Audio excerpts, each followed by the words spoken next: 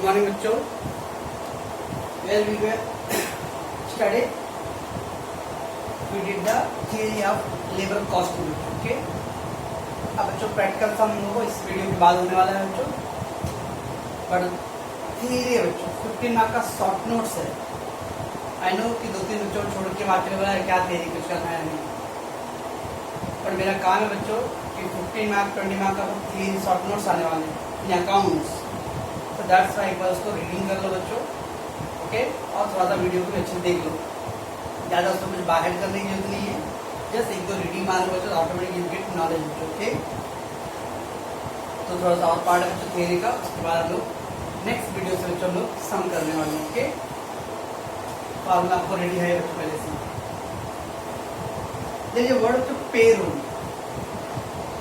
काफी सुंदर पेरोल पे वर्कर काम कर रहे हैं. पेरोल मतलब कंपनी के वेज शीट बच्चों. ओके. जो लोग भी बच्चों जॉब कर रहे हैं उनको अगर कंपनी से सैलरी स्लिप मिलता है बच्चों तो दैट इज कॉल्ड पेरोल बच्चों. सैलरी स्लिप तो फिर पेरोल बोलेंगे. ओके.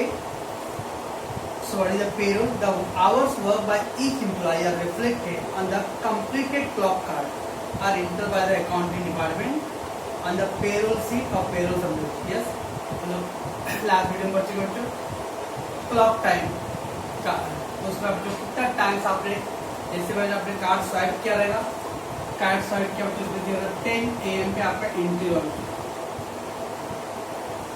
एंड 4 PM पे आपने एग्जिट किया बच्चों. तो 10 to 4 कितना है बच्चों? 6 आवर ना. ये 6 hour will be record on the payroll salary slip पे. अब सैलरी स्लिप मतलब आपको नहीं रहता, कंपनी का डिटेल रहता है बच्चों कि रोज क्या. तो मंडे का काम आपने 6 घंटा किया, ट्यूसडे कितना सा, इस तरह से total monthly they will calculate the salary and wages. Okay.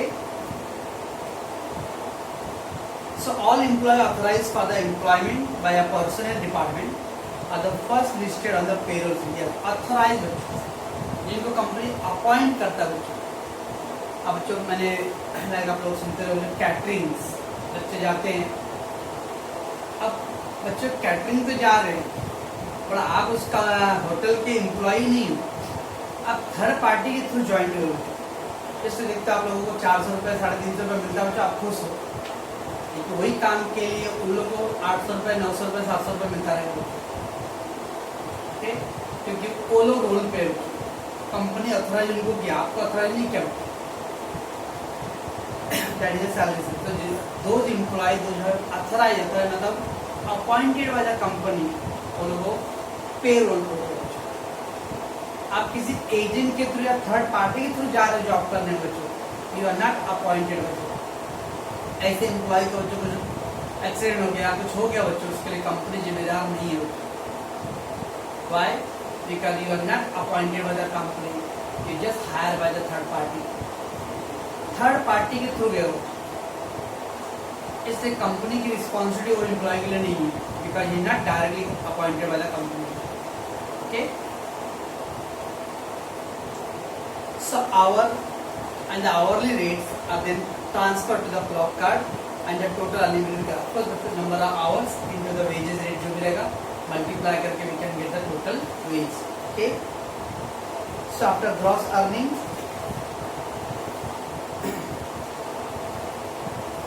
have been calculated to the employee, deduction are entered on the payroll sheet. अब deduction मतलब जो gross salary था कार्ड पिट के total salary 15,000 लेकिन कार्ड पिट के 12,000 मिलेगा. PF कट करना, medical allowance cut करना, TDS कट करना, वो सब कट करता है. On the payroll sheet and then net pay तो ईच एम्प्लॉय डेटा है. तो ग्रॉस सैलरी आप इसमें क्या क्या डिडक्शन है कट करके finally you get the net amount. Okay. So payroll deduction are the two kind, non tax on tax. क्या था जो पेरोल है, पेरोल शीट, पेरोल शीट उसमें जो भी उसका salary, basic salary, DA, bonus, समझो ये सबसे आएगा ग्रॉस से. राइट. Less deduction. अब डिडक्शन में 2 टाइप होते हैं, tax and non tax. Tax and non tax. अब टैक्स मतलब जो टीडीएस, हाँ टैक्स मतलब जो TDS, right. And non tax medical allowance, provident fund, PF, ये सब आपका नॉन टैक्स है। और ये सब डिडक्ट करके फाइनली हमारा तो नेट सैलरी और नेट वेजेस, ओके। ये सब डिटेल जिसके अंदर बच्चों वेजेस स्लिप पे, ठीक है बच्चों। तो जब सैलरी स्लिप होगी तो टीडीएस है बच्चों। बहुत सारे बच्चे जॉब कर रहे हैं अपने क्लास के, लेकिन क्या उनको टीडीएस सर्टिफिकेट मिला है? नहीं। ये सब कंपनी घोटाला करता है, वो टीडीएस का पैसे खा जाते खुद।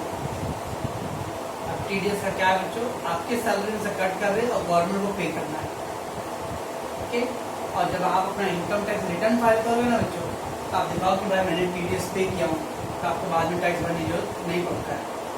और टीडीएस मतलब टैक्स डिडक्टेड एट सोर्स। से मैं आपका एम्प्लॉयर हूँ, बॉस हूँ, तो आपकी सैलरी 15,000 बच्चों, उसमें मैंने आपको 14,000 दिया, बोला भाई 1,000 टीडीएस है। आपसे 1,000 रुपये लेके गवर्नमेंट को मुझको देना था। तो जब गवर्नमेंट को गवर्नमेंट को सर्टिफिकेट देगा, ये सर्टिफिकेट उमेश का नहीं है, सर्टिफिकेट डेट एम्प्लॉय का है। कृष्णा है, आदित्य है, भाग्या, अंतिमा, जो भी जॉब कर रहे, ओके, अमित का है, जो भी है, उन बच्चों का है जो जॉब मेरे पास कर रहे थे। तो मैं वो सर्टिफिकेट आपको हैंड ओवर करूँगा। बाद में जब आप अपना एनुअल रिटर्न फाइल करो, इनकम टैक्स रिटर्न भरने के लिए टाइम आएगा बच्चों, तो सारे सर्टिफिकेट 12 महीने में 12 सर्टिफिकेट बच्चों को अटैच करो। अटैच करोगे बच्चों तो आपको अपने 12 महीने में हर महीने का 1,000 रुपये टीडीएस भरे बच्चों 12,000। तो गवर्नमेंट को 12,000 टैक्स आपने भर दिया पहले से, तो बाद में आपको जो भी टैक्स का कैलकुलेशन आया उसमें से 12,000 रुपये गवर्नमेंट कट करेगा, क्योंकि आपने पहले ही भर दिया।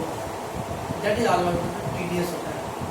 ये सब कैसे मालूम पड़ता है? जब आपको पेरोल शीट पे जो सैलरी स्लिप होता है बच्चों को मिलेगा, तभी मालूम पड़ेगा। अब आप लोग सोचो कि आपको सैलरी स्लिप मिलता है, नहीं मिलता है। अगर सैलरी स्लिप नहीं मिलता है, मतलब इसका सिंपल मतलब बच्चों कि आप लोग उस ऑर्गेनाइजेशन या उस कंपनी के आप डायरेक्ट एम्प्लॉय नहीं हो, okay.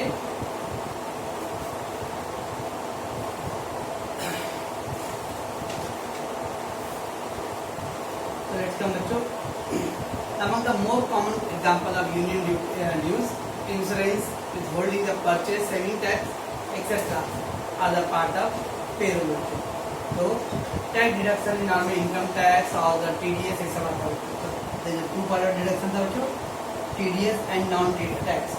So TDS is a tax related bachcho. Non-TDS tax bachcho medical, PF is some of the non-tax. ठीक? ये था बच्चों पेरोल शीट।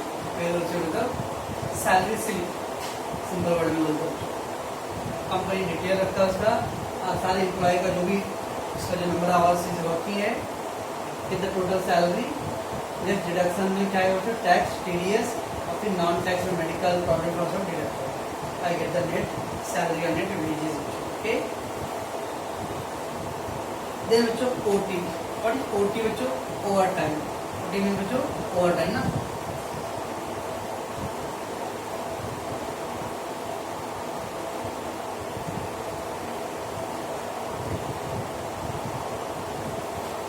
ओटी मतलब बच्चों over time.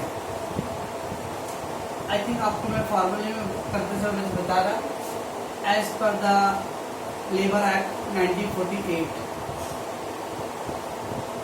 Labour act 1948, 9 hours a day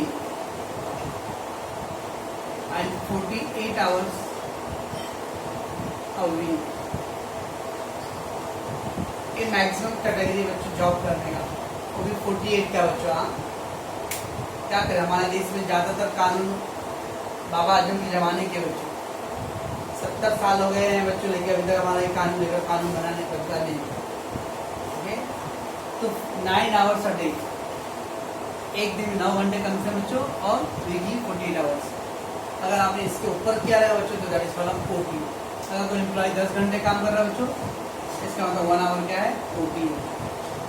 if in a week बच्चों they working 55 hours, it is the 7 our is a OT, okay.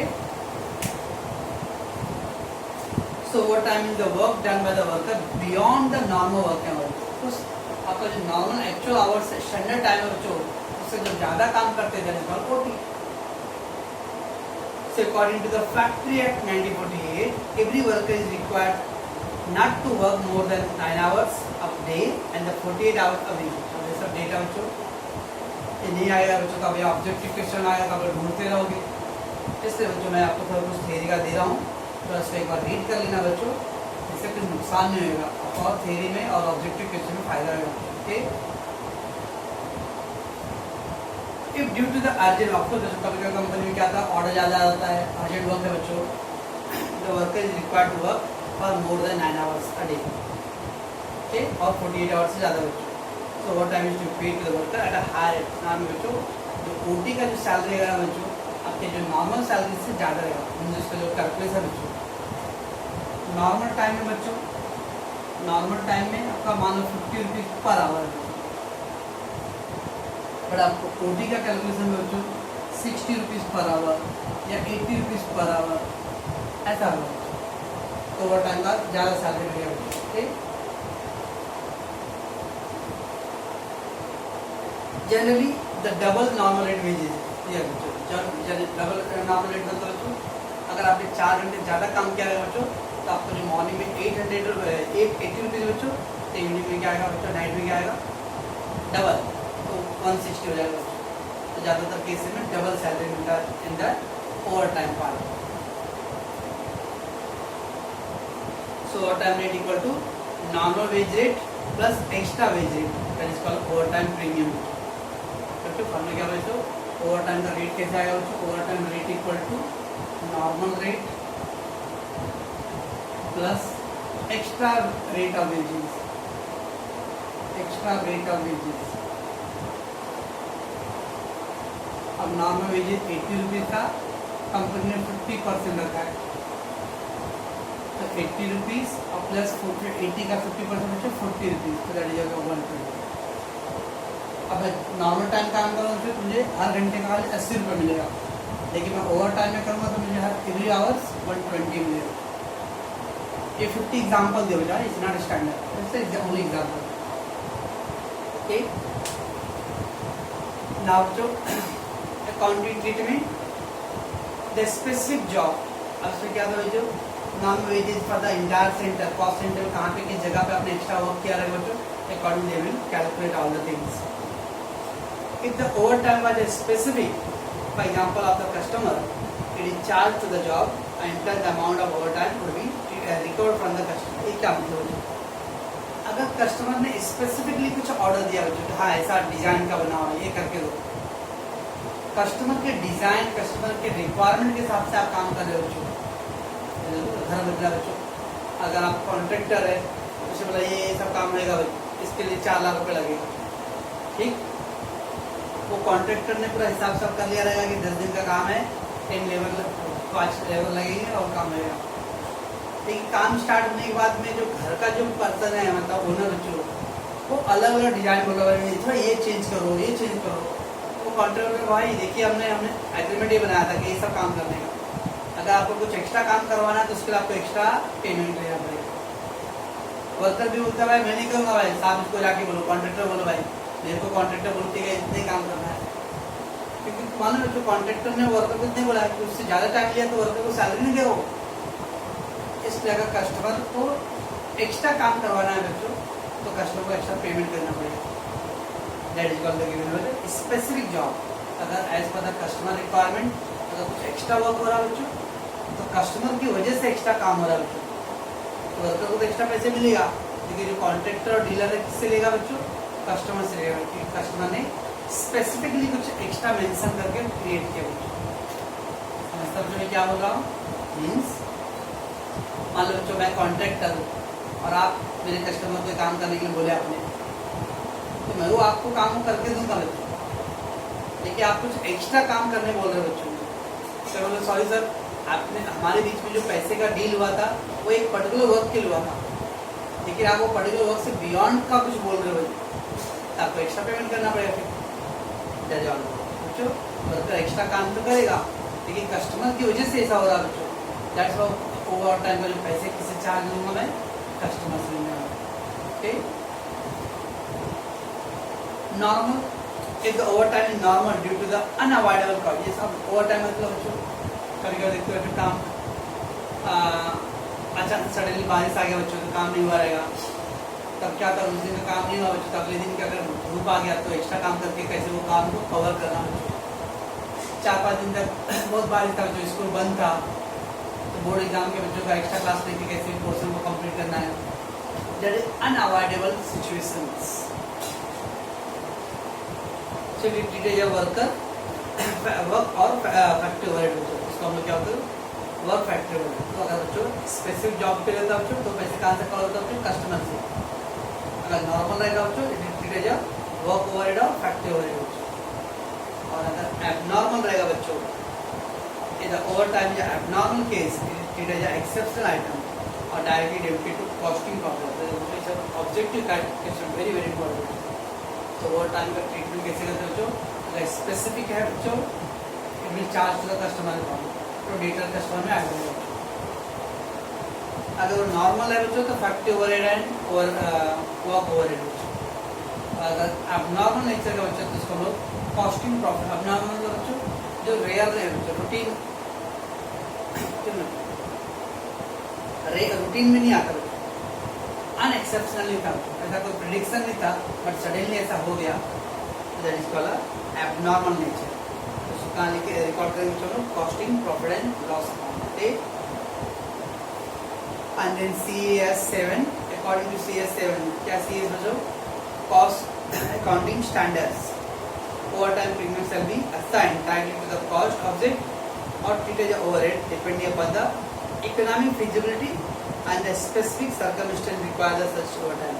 Yes, as per the CS7 क्या होता है ओवरटाइम को कैसे treat करना है वो डिपेंड करता है कि नेचर कैसा वर्क का और फिजिबिलिटी इकोनॉमिक फिजिबिलिटी मतलब इकोनॉमिक के लिए कितना एडवाइजेबल बिजनेस के लिए अकॉर्डिंगली।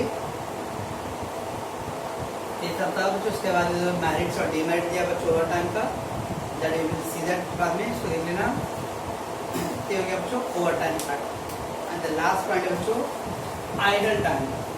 और बच्चों आइडल टाइम क्या था बच्चों, idle time unproductive time. Unproductive मतलब कंपनी पेमेंट कर रहा है but there is no salary, there is no wages, means salary payment कर रहा है बच्चों पर वर्कर कुछ काम नहीं कर रहा बच्चों, that is called.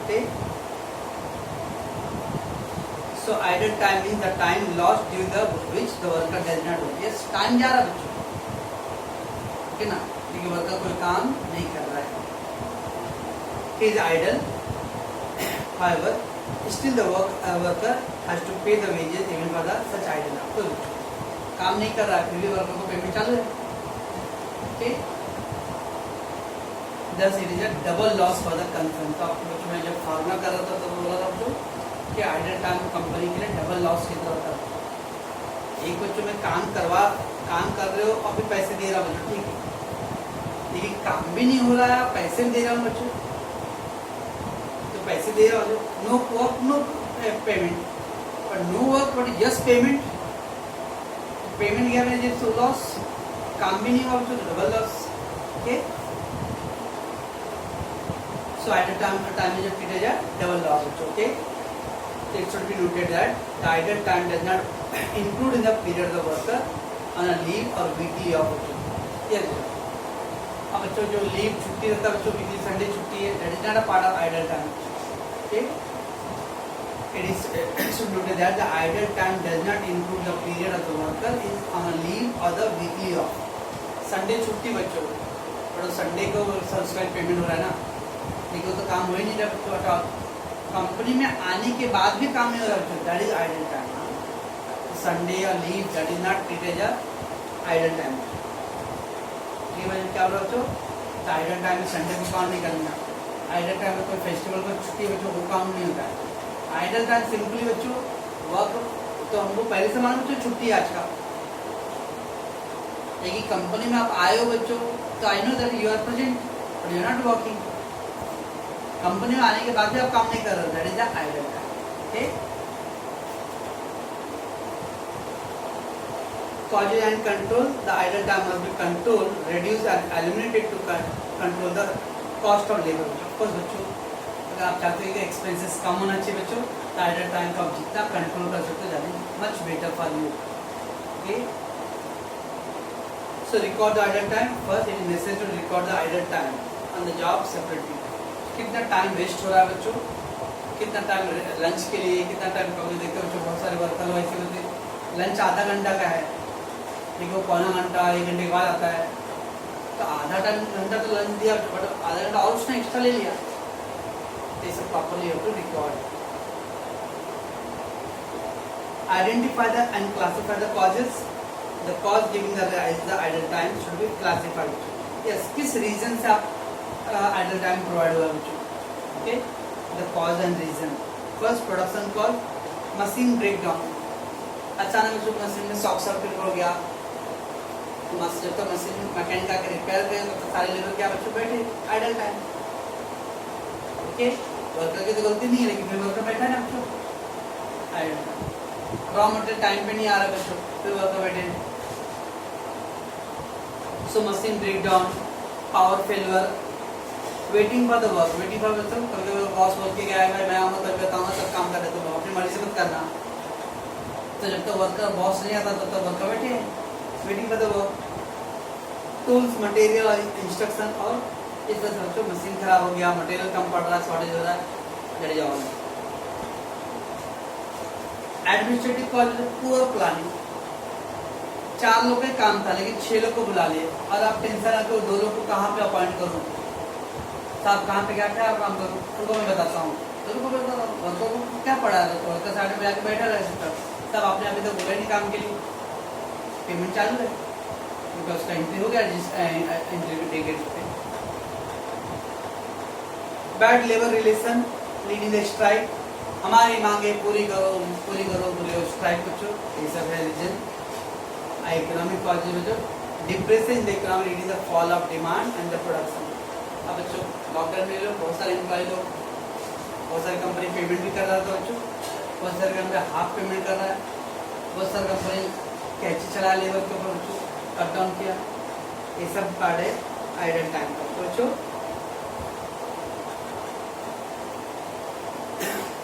Taken the action, production causes, administrative causes and the economic causes. Production causes the idle time can be avoided from the regular maintenance. अब idle time को बच्चों अगर मशीन को पहले से आप मान लो लेबर तो चला गया बच्चों शाम को 6 बजे, उसके बाद बच्चों मशीन को मेंटेन करने के लिए जो लोग होते हैं वो लोग मशीन को ऑयलिंग ग्रीसिंग रेगुलर करना चाहिए। इससे क्या होगा बच्चों, बाद में जब लेबर आएंगे तो उस टाइम आपका काम कंटिन्यूसली चलता रहेगा। देखो बच्चों कभी घर हम लोग बनाते हैं तो आप सीमेंट रेती जो भी ईट है सीमेंट है रेती बच्चों, वो मटेरियल अगर रात को ला के रख दो बच्चों तो मॉर्निंग में क्या करेंगे लेबर आके इमीडिएटली काम करेंगे। लेकिन अगर मटेरियल रात को ला के सीमेंट रेती ईट नहीं लाए बच्चों, लेबर आ तो गए लेकिन आप अभी ला रहे हो फोन कर रहे भाई हाँ आ रहा आधा घंटा, तब तक आधा घंटा वर्कर क्या करेंगे, कोई पाउडर ना कर रहा है कोई अगरबत्ती फूक रहा है, क्योंकि उनको पता भी नहीं, क्योंकि जब तक मटेरियल ही नहीं आया तक। इस तरह की चीजों को अवॉइड किया जा सकता है बच्चों by proper planning. Okay, setting the internal source of power generation. कभी बहुत सा कंपनी हॉस्पिटल देख लो बच्चों, अगर लाइट चला भी गया तो उनके बाद खुद का अपना पावर जनरेशन होता है बच्चों, तो पावर जनरेशन से work will be continue. Okay, proper planning of production in the advance, और क्या प्रोड्यूस करना है कैसे प्रोड्यूस करना है, अगर ऐसा प्रॉपर प्लानिंग बच्चों तो it can be easily done. ठीक है, देन है administrative cost. The idle time can be control of proper planning of establish a good relationship between the management and labour और बॉस के बीच में बच्चों अगर आपने अच्छा रिलेशन मेंटेन किया तो भी हम लोग इसको कंट्रोल कर सकते हैं। ओके, ये सब था क्या बच्चों आइडल टाइम से रिलेटेड पॉइंट्स। ठीक है, एंड लास्ट पॉइंट में रीड करता हूं बच्चों AS7। So according to AS7, the idle time cost shall be assigned direct to the cost object or treated as a overhead depending upon the economic feasibility and the specific circumstance causing such idle time. तो इसको overhead में treat करना नहीं करना है ये depending बच्चों तो कॉस्ट आइडल टाइम और the reason anticipating like the normal lunch time बच्चों हॉलीडेज है is normally loaded in the employ cost while arriving the cost per hour। आपको बच्चों लंच टाइम है ब्रेकफास्ट है मतलब जो ओके, और हॉलीडे है बच्चों, ये सब एम्प्लॉय के कॉस्ट में ऐड होता है बच्चों, डायरेक्ट जैसे लेबर कॉस्ट में। ओके, बाकी सब क्या रहेगा बच्चों, ओवरहेड में ट्रीट होता है। अब नॉर्मल नेचर का तो ओवरहेड, नॉर्मल नेचर का बच्चों जैसे हॉलीडे हो गया बच्चों, लंच टाइम हो गया, these item added to the employ cost जैसे लेबर कॉस्ट। बच्चों तो बस बच्चों इतना थ्योरी था, इस शॉर्ट नोट्स के लिए था इम्पोर्टेंट सब। ओके, एंड बाकी तो हमने बच्चों इसका फार्मूला ऑलरेडी कर लिया पूरा, और नेक्स्ट एपिसोड में बच्चों हम क्या करेंगे, इसके सम देखने वाले हैं। बच्चों